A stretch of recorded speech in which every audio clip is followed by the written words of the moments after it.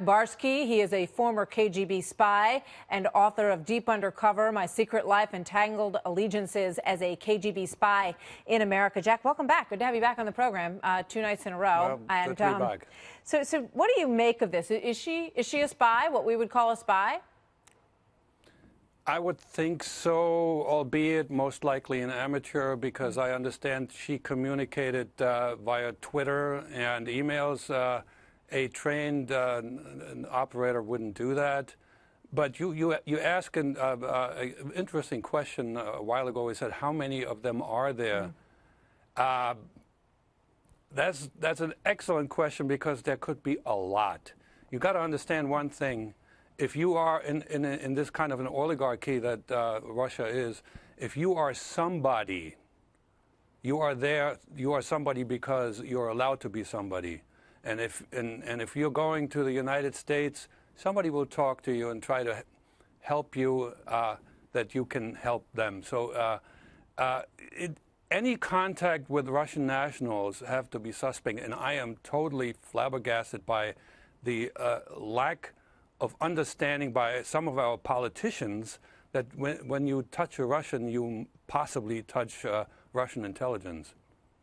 It's fascinating. I mean, from your own experience being here, compare what it was like for you and how you worked with how you see her working. You say that she's an amateur, and maybe she's somebody who's trying to move herself up the chain of command from Mother Russia. Explain how that works when you came. Well, let me tell you something. Calling her an amateur, I also have to compliment her, because she got a lot further than I, as a trained professional, got. I mean, she made contact with a whole lot of people that are and would be of interest to Russia. I failed in that respect.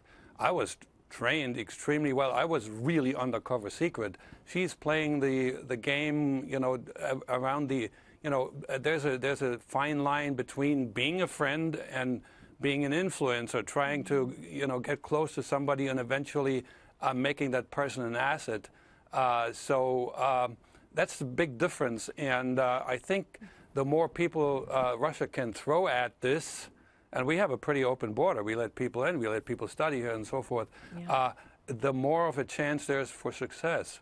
So one of the things that they're investigating is whether or not she was using this gun advocacy group to funnel money through the NRA to, you know, then have the NRA use money to support the Trump campaign. What do you think of that theory?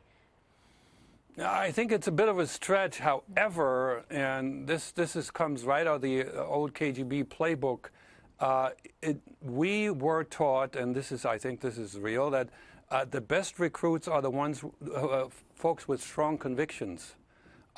Even more so when people who are subject to ideological thinking, but strong convictions where you befriend people and you make believe that you have the same beliefs, and that way and this is called, in intelligence circles, called ultimately recruitment under false flag.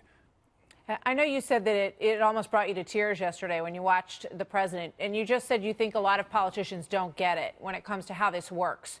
Would you put the president in that category? Unfortunately, yes. But it's not just the president. It's a lot of our lawmakers.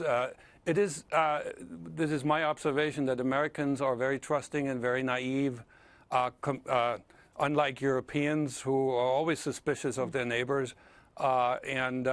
This should not trickle up to the highest levels of government. We've got to be a little more careful. Jack Barsky, fascinating. Thank you very much. Good to have you here tonight, sir. You're welcome.